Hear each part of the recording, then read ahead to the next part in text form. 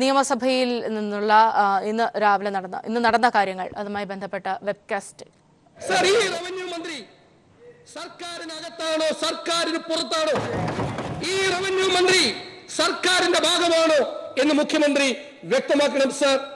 Sir, കയ്യേറ്റം ഒഴിപ്പിക്കാൻ revenue മന്ത്രി പറഞ്ഞയച്ച സബ് കളക്ടറെ നിങ്ങളുടെ മറ്റൊരു മന്ത്രി കോണ്ടരെന്ന് വിളിച്ച് അധിക്ഷേപിച്ചു. നിങ്ങളുടെ മന്ത്രിമാർ പറഞ്ഞാൽ ഇനി കേരളത്തിലെ ഏത് ഉദ്യോഗസ്ഥന്മാരാണ് സർ കേൾക്കാൻ പോകുന്നത്? സർ, ടോം സക്കറിയ എന്നയാൾ കയ്യേറ്റക്കാരനാണെന്ന് റവന്യൂ മന്ത്രി പറഞ്ഞു. സർ, ടോം സക്കറിയ പുണ്യവാളനാണ് എന്ന് മന്ത്രി എം മണി പറയുന്നു. സർ, കയ്യേറ്റക്കാരനെ പുണ്യവാളനായി വാഴ്ത്തുന്ന ആ മന്ത്രി മണിയോട് ചോദിച്ചിട്ട് വേണം ഇനി ഇടുക്കി ജില്ലയിലെ കയ്യേറ്റം ഒഴിപ്പിക്കാൻ എന്ന് മുഖ്യമന്ത്രി നിർദ്ദേശം കൊടുക്കുന്നു. സാർ, ഇതിലും വലിയ കയ്യേറ്റം ഒഴിപ്പിക്കൽ തമാശ കേരളത്തിൽ എപ്പോഴെങ്കിലും സാർ നടന്നിട്ടുണ്ടോ? സാർ, മുഖ്യമന്ത്രിയും വൈദ്യുതി മന്ത്രിയും ഒരു വശത്തും മറുവശത്ത് റവന്യൂ മന്ത്രിയും അദ്ദേഹത്തിന്റെ പാർട്ടിയുമായി കഴിഞ്ഞ കുറെ ദിവസങ്ങളായി ഇവിടെ നടക്കുന്ന വാക്പോര് സാർ ഈ മന്ത്രിസഭയുടെ കൂട്ടുത്തരവാദിത്വം തന്നെ നഷ്ടപ്പെടുത്തിയിരിക്കുന്നു.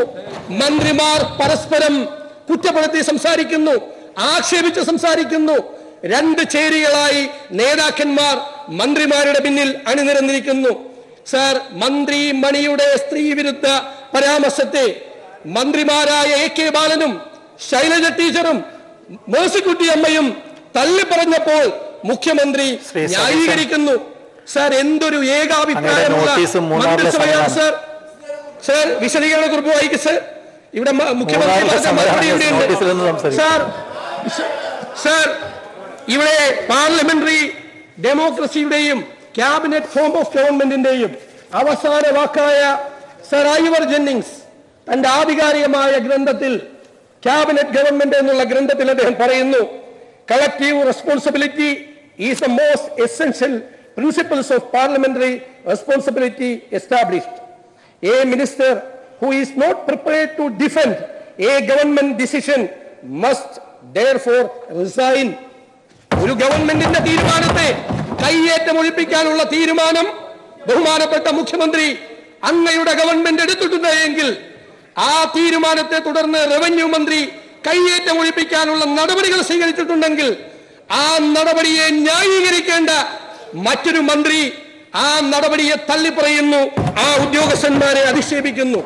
സാർ, ഒരു മിഡിൽ ക്ലാസ് ഫാമിലിയിലെ പരാധീനതകളുടെ ഇടയിൽ നിന്നുകൊണ്ട് നന്നായി പഠിച്ച് കഠിനാധ്വാനം ചെയ്ത് MD മെഡിസിന് പോസ്റ്റ് ഗ്രാജുവേഷനിൽ റാങ്ക് വാങ്ങി അഖിലേന്ത്യാ സർവീസ് പരീക്ഷയിൽ 2ാം റാങ്ക് നേടി ഈ നാടിന്റെ അഭിമാനമായി വന്ന ഒരു ചെറുപ്പക്കാരൻ IAS ഓഫീസറെ അങ്ങയുടെ മന്ത്രിസഭയിലെ മന്ത്രി ഊഴംപാറയിൽ അയക്കണമെന്ന് സാർ പറഞ്ഞിരിക്കുന്നു. സാർ, മുഖ്യമന്ത്രി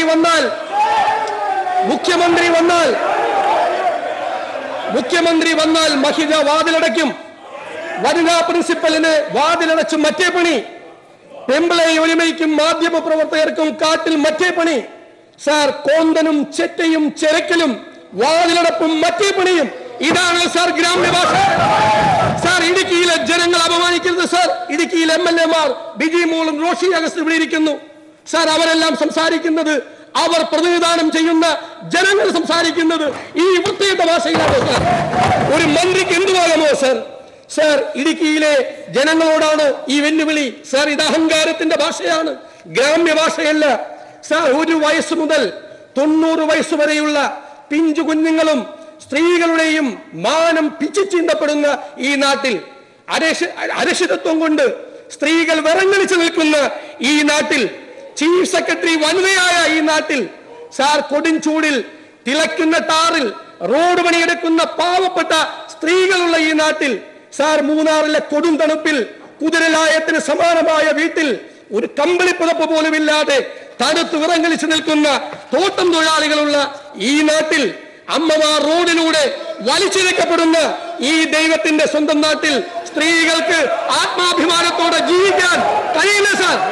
അങ്ങുത്തരം പറയണം. സ്ത്രീകൾക്ക് ആത്മാഭിമാനത്തോടെ ജീവിക്കാൻ ഈ നാട്ടിൽ കഴിയില്ലേ സാർ? സ്റ്റേറ്റുകാരും ബംഗാളും പോലീസും പത്രാസുമുള്ള ഒരു മന്ത്രി സ്ത്രീകളുടെ മാനത്തിന് വില പറഞ്ഞാൽ നാട്ടുകാർ അവരെന്തെല്ലാം പറയും സാർ? പെമ്പിളൈ ഒരുമൈ സമരത്തിൽ പങ്കെടുത്ത സ്ത്രീകൾക്ക് വഴി നടക്കാൻ സാമൂഹ്യ വിരുദ്ധന്മാർ അവരെ സമ്മതിക്കുമോ സാർ? അവർ വഴിയിലെ അരികിലൂടെ പോകുമ്പോൾ അവരെ പരിഹസിക്കില്ല സാർ. സാർ, മൂന്നാറിലേക്ക് പൂച്ചയെ അയച്ച മുൻ മുഖ്യമന്ത്രി ഇതുവരെ ഇവിടെ ഉണ്ടായിരുന്നു. ആ പൂച്ച ചെയ്ത കാര്യം വേറൊരു മന്ത്രി സാർ പറഞ്ഞു. സാർ, പെമ്പിളെ ഒളിമൈ സമരത്തിൽ അച്യുതാനന്ദനിരിക്കുന്ന പടമാണ് സാർ ഇത്. അവരുടെ ഇടയിൽ പോയി ആ സ്ത്രീകളെയാണ് ഈ മന്ത്രി സാർ അപമാനിച്ചത്. സാർ, ബഹുമാനപ്പെട്ട മുഖ്യമന്ത്രി, അങ്ങയുടെ മന്ത്രിസഭയിലെ 4 മന്ത്രിമാർ CPI-ക്കാരാണ്. ആ CPI-യുടെ മുഖപത്രം ജനയുഗം എഴുതിയത് ഞാൻ വായിക്കാം സാർ. ബ്രേക്കില്ലാത്ത നാക്കും അധികാരത്തിന്റെ ഗർവും കൂടി ചാലിച്ചപ്പോൾ ആർക്കുമെതിരെ എന്തും പറയാമെന്നായി. അടുത്ത സ്കൂൾ സദാ വാഹനമോടുന്ന പാതയോരത്താണ്. ശബ്ദശല്യം സഹിക്കാതെ വാതിലടച്ച ക്ലാസുകളെടുത്ത അധ്യാപികമാർ അകത്ത് മറ്റേ പണിയാണ് നടത്തുന്നത് എന്ന് പൂജാരി നേതാവ് പറഞ്ഞപ്പോൾ മാഫിയ പറ്റം കൈയടിച്ചു. അതോടെ പുതിയ ഉശിരായി. സ്ഥലത്തെ പെണ്ണുങ്ങൾ കൂലി കൂടുതലിന് വേണ്ടി പ്രക്ഷോഭം നടത്തിയപ്പോഴും നേതാവുണ്ടോ വിടുന്നു. സമരത്തിന്റെ മറവിൽ കാട്ടിൽ ഇവർ കള്ളുകുടിയും മറ്റേ പരിപാടികളും വൃത്തികേടുകളും അല്ലായിരുന്നു എന്ന് പിന്നെയും ചോദ്യം. സഹികെട്ട മാധ്യമങ്ങൾ ഇയാൾക്കെതിരെ ശബ്ദമുയർത്തി തുടങ്ങിയതോടെ മാധ്യമങ്ങളാകെ കള്ളുകുടിയന്മാരായി. തന്റെ കോപ്രായങ്ങൾക്ക് കൈയടിക്കാത്ത ഉദ്യോഗസ്ഥരെ ഭ്രാന്തനെന്നും കോന്നനെന്നും മദ്യപാടിയെന്നും മുദ്രയടിച്ചപ്പോൾ പണ്ടത്തെ നേതാവിനെ ഇപ്പോൾ മാലോകർക്കും പിടികിട്ടി. സംഗതി പിടികിട്ടാത്ത വിധം മൂർച്ഛിച്ചിരിക്കുന്നുവെന്ന്. സാർ, ജനയുഗം പത്രം ഈ മുന്നണിയിലെ ഇടതു മുന്നണിയിലെ 2ാമത്തെ കക്ഷിയായ CPI-യുടെ മുഖപത്രമായ ജനയുഗമാണ് സാർ ഇത് എഴുതി വച്ചിരിക്കുന്നത്. സാർ, കാനം രാജേന്ദ്രനടക്കമുള്ള നേതാക്കന്മാർ എത്രയോ അങ്ങ് എന്തെല്ലാം പറഞ്ഞു, ഈ മന്ത്രി എന്തെല്ലാം പറഞ്ഞു. അങ്ങ് പറഞ്ഞു സെൻകുമാർ BJP-കാരനാണെന്ന്. ഇവിടെ ബഹുമാനപ്പെട്ട MM മന്ത്രി പറഞ്ഞു ഇടുക്കി ജില്ലാ കളക്ടറും സബ് കളക്ടറും RSS-കാരാണെന്ന്. സാർ, നിങ്ങളുടെ പണി RSS-ലും BJP-യിലും ആളെ കൂട്ടാനുള്ള റിക്രൂട്ട്മെന്റ് ജോലിയാണ് സാർ. എല്ലാ ഉദ്യോഗസ്ഥന്മാരും RSS ആണ് സാർ. ഹിന്ദുക്കളുടെ പേര് കണ്ടാൽ അവരെയെല്ലാം RSS-ഉം BJP-യും ആക്കുന്ന ജോലിയാണോ സാർ? നിങ്ങൾ പറഞ്ഞാൽ ഏത് ഉദ്യോഗസ്ഥന്മാരാണ് സാർ കേൾക്കുന്നത്? പരസ്പരം തമ്മിലടിച്ച് പരസ്പരം പോരുമൂത്ത് ഉദ്യോഗസ്ഥന്മാരുടെ പ്രശ്നങ്ങൾ പോലും പരിഹരിക്കാൻ കഴിയാത്ത ഒരു ഗവൺമെന്റ് ഉദ്യോഗസ്ഥന്മാരുടെ ആത്മവീര്യം തകർത്ത് അവരെ അപമാനിച്ച് നിഘണ്ടുവിലില്ലാത്ത ഭാഷകൾ ഉപയോഗിച്ച് ഇങ്ങനെ സംസാരിച്ചാൽ ഈ ഭരണം എങ്ങോട്ട് പോകും സാർ? അങ്ങ് പറഞ്ഞതുകൊണ്ട് ഞാൻ അവസാനിപ്പിക്കുന്നു. ഒരു കാര്യം കൂടി സാർ, ഞാൻ ഒരു ജില്ലയിൽ പോയപ്പോൾ മാന്യനായ ഒരു അറിയപ്പെടുന്ന ഒരു ജനപ്രതിനിധിയെ കണ്ടു സാർ. അയാളുടെ കൂടെ എപ്പോഴും ഒരാൾ, ആ കൂടെയുള്ളയാൾ വാ തുറന്നാൽ അസഭ്യവും ചീത്തയും പറയും. അപ്പൊ ഞാൻ ഇയാളോട് ചോദിച്ചു, നിങ്ങൾ എന്തിനാ ഇയാളെ കൊണ്ട് നടക്കുന്നത്? അപ്പൊ അയാൾ എന്നോട് പറഞ്ഞു, എന്റെ നാട്ടിൽ എനിക്കൊരു മാന്യതയുടെ പരിവേഷമുണ്ട്. എന്നെ എതിർക്കാൻ ചിലർ വരുമ്പോൾ എനിക്കൊന്നും പറയാൻ പറ്റില്ല. അപ്പൊ ഞാൻ ഇവനെ കൊണ്ട് ചീത്ത പറയിപ്പിക്കും. സാർ, മാന്യതയുടെ മുഖംമൂടിയുള്ള ഒരാളാണ്, അല്ലെങ്കിൽ മാന്യനായ ഒരാളാണ്. മുഖംമൂടി എന്നുള്ളത് ഞാൻ പിൻവലിക്കുന്നു. മാന്യനായ ഒരാളാണ് മുഖ്യമന്ത്രി. അങ്ങക്ക് പറയാൻ പറ്റാത്ത കാര്യങ്ങൾ പറയിപ്പിക്കാൻ വേണ്ടിയിട്ടാണോ ഈ മന്ത്രിസഭയിൽ സംരക്ഷിച്ചിട്ടുള്ളത്? സാർ, ഞാൻ ഇവിടെ ഉന്നയിച്ച ഗൗരവതരമായ വിഷയം സഭാ നടപടികൾ നിർത്തിവെച്ച് ചർച്ച ചെയ്യണം എന്ന് അഭ്യർത്ഥിക്കുന്നു.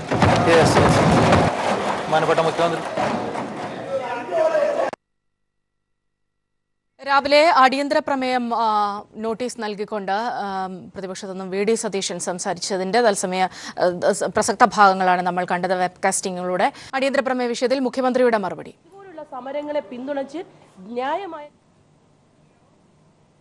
തരത്തിലാണ് പ്രതിപക്ഷം കാര്യങ്ങൾ അവതരിപ്പിക്കുന്നത് വരുന്നത്. ശ്രീ സതീശൻ സംസാരിക്കുമ്പോൾ നിശബ്ദമായിരിക്കുന്നു അദ്ദേഹം. സർ, അദ്ദേഹം അത് മുഴുവൻ നിശബ്ദമായി കേട്ടതാണ്. ഇന്നലെ ഈ വിഷയം ഇവിടെ ഉന്നയിച്ചതാണ്. വിശദമായി തന്നെ പ്രതിപാദിക്കുകയും മറുപടി പറയുകയും ചെയ്ത കാര്യമാണ്. ബന്ധപ്പെട്ട മന്ത്രി അതുമായി അദ്ദേഹത്തിന് പറയാനുള്ള കാര്യങ്ങൾ വിശദീകരിച്ചിരുന്നു. സർ, അത്തരമൊരു കാര്യം വീണ്ടും ഉന്നയിക്കുന്ന അവസ്ഥയാണ് വന്നിരിക്കുന്നത്. ഇവിടെ പെമ്പിളി ഒരുമയുടെ സമരമാണ് എന്ന് പറയുന്നതിൽ ശരിയുണ്ടെന്ന് തോന്നുന്നില്ല.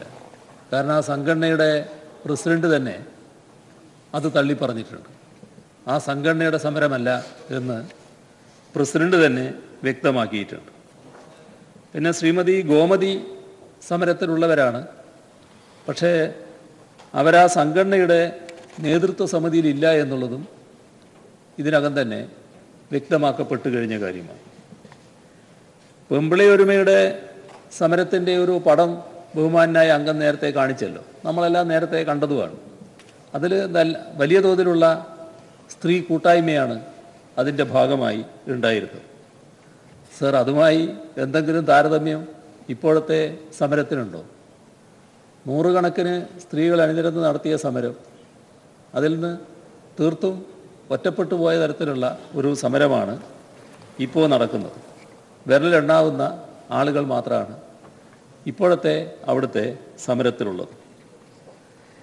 സർ, ഇവിടെ ജനങ്ങൾ തള്ളിക്കളഞ്ഞ ഒരു സമരമാണ് ഇന്ന് അവിടെ നടക്കുന്നത് എന്നതാണ് യാഥാർത്ഥ്യം. ഇക്കാര്യത്തിൽ ഒരു പ്രത്യേക യോജിപ്പുണ്ടായിട്ടുണ്ട് എന്നുള്ളത് കാണാതിരിക്കേണ്ടതില്ല. അത് കോൺഗ്രസും BJPയും നല്ലതുപോലെ യോജിക്കുന്നതായി കാണുന്നു.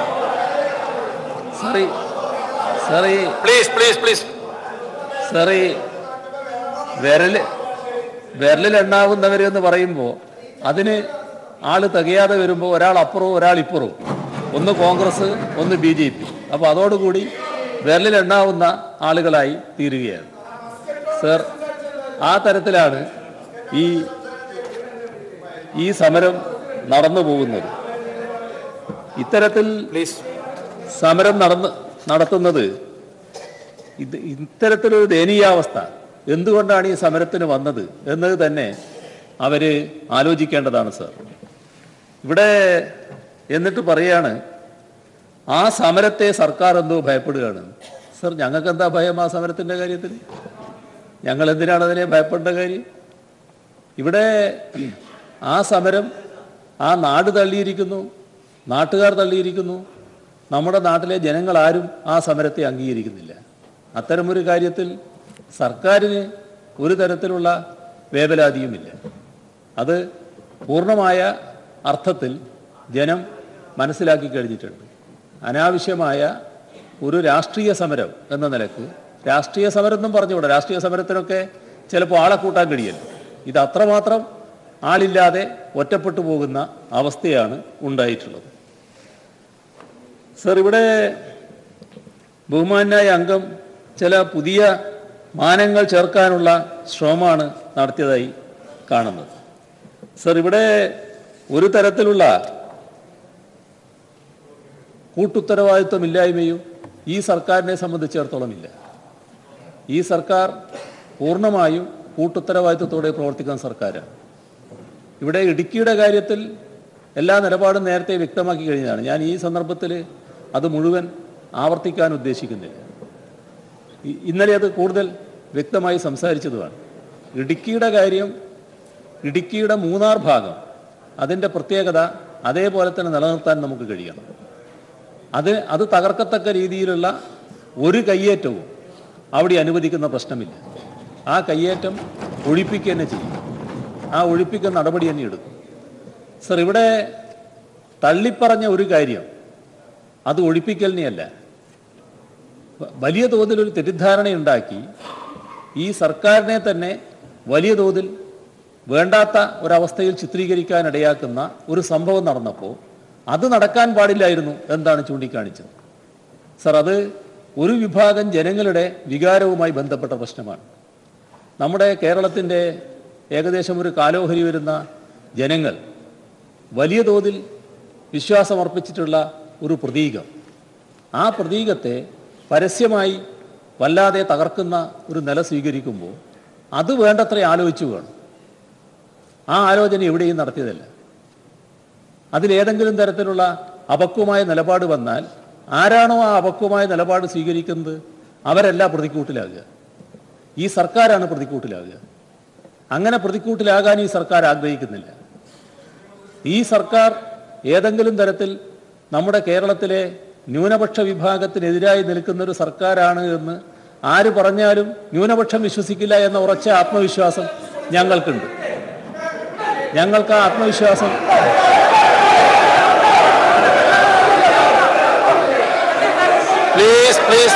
പ്ലീസ് വളരെ വളരെ വ്യക്തമായി മുഖ്യമന്ത്രി സംസാരിക്കുന്നുണ്ട്. നിങ്ങളാരും ബഹളമാക്കേണ്ട കാര്യമില്ല. പ്ലീസ് വ്യക്തമായി അദ്ദേഹം പറയുന്നുണ്ട്. പ്ലീസ് ശ്രീ പി ടി അങ്ങ് ഇങ്ങനെ കമന്റ് അടിക്കുന്നത് ശരിയല്ല. അങ്ങ് സീനിയറായ ഒരു നേതാവല്ലേ? പ്ലീസ് ഇരിക്കൂ. പ്ലീസ് അങ്ങേ കണ്ടിട്ടല്ലേ പുറകിലുള്ളവരൊക്കെ പഠിക്കുക. പറയാൻ അവസരമുണ്ടല്ലോ, ഇനി ചർച്ച തുടങ്ങല്ലേ. സർ പ്ലീസ്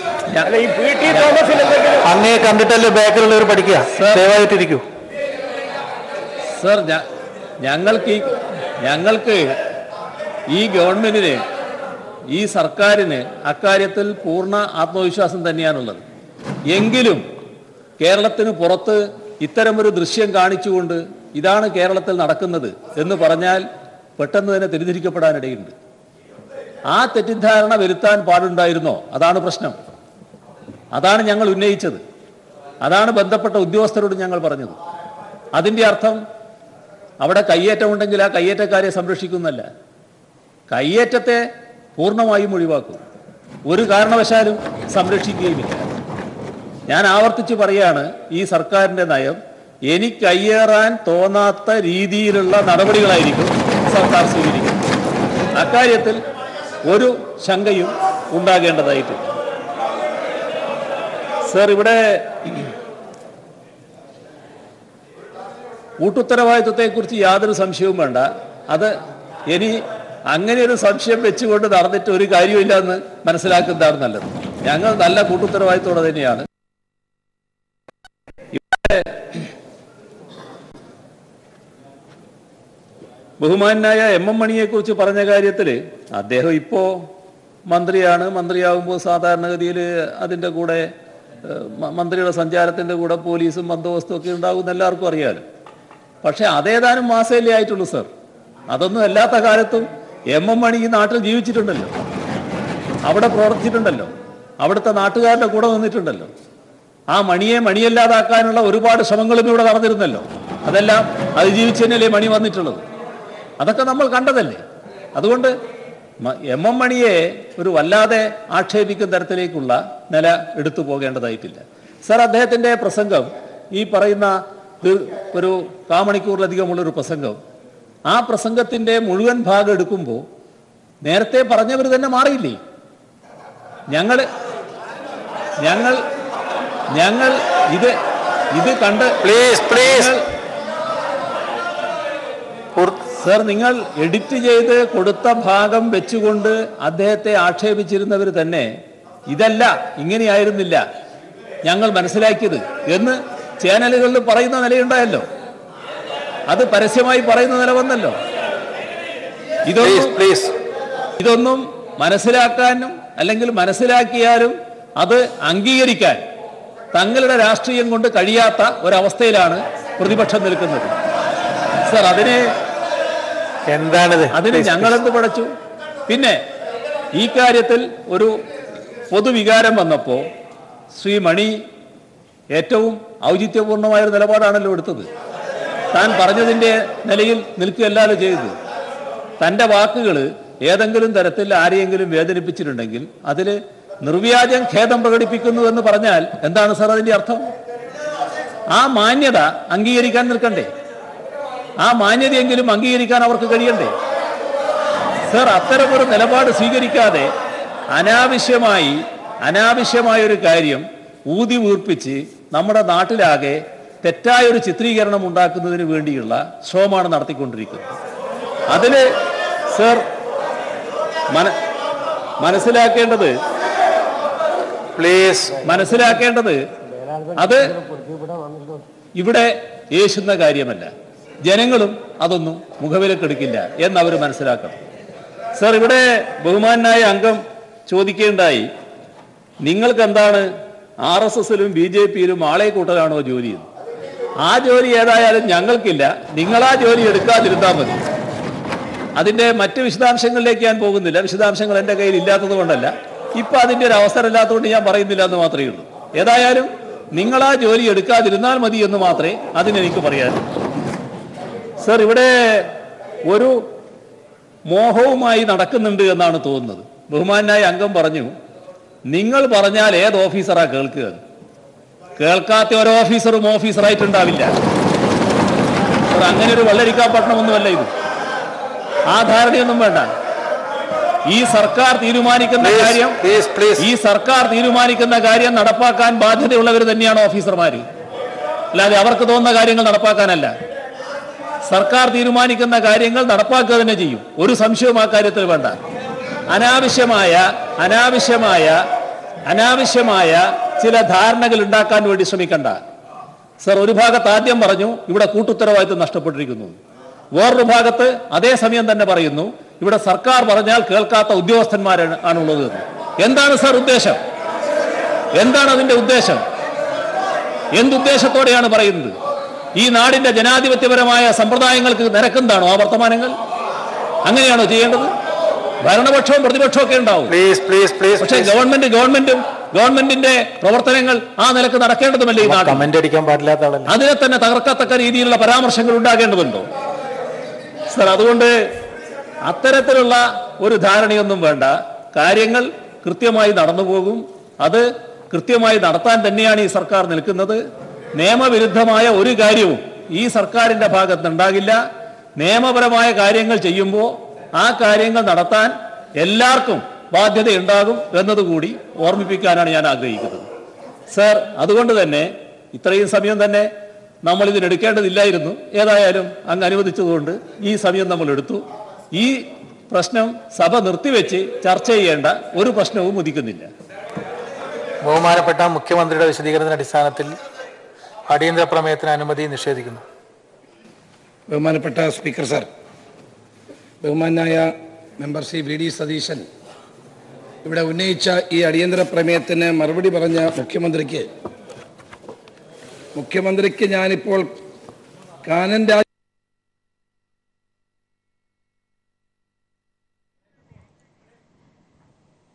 പ്രതിപക്ഷ ബഹളത്തെ തുടർന്ന് നിയമസഭ ഇന്നത്തേക്ക് പിരിഞ്ഞു. വീണ്ടും സഭയിലേക്ക്. മുതലാളിയുടെ ശൈലിയാണ് മുഖ്യമന്ത്രിക്ക്. സമരം കൊണ്ട് എന്ത് നേടിയെന്ന് ചോദിച്ചത് മുതലാളിമാരാണെന്ന് മുഖ്യമന്ത്രി പിണറായി വിജയനെ CPI സംസ്ഥാന സെക്രട്ടറി കാനൻ രാജേന്ദ്രൻ ഓർമ്മിപ്പിക്കുകയുണ്ടായി. ട്രേഡ് യൂണിയൻ സമരങ്ങൾക്കെതിരെ പണ്ട് മുതലാളിമാർ ചോദിച്ച ചോദ്യമാണ് അത്. അതാണ് ഇവിടെ ഉണ്ടായിരുന്ന പാരമ്പര്യം. സാർ, അദ്ദേഹം വേറൊന്നും കൂടി പറഞ്ഞു.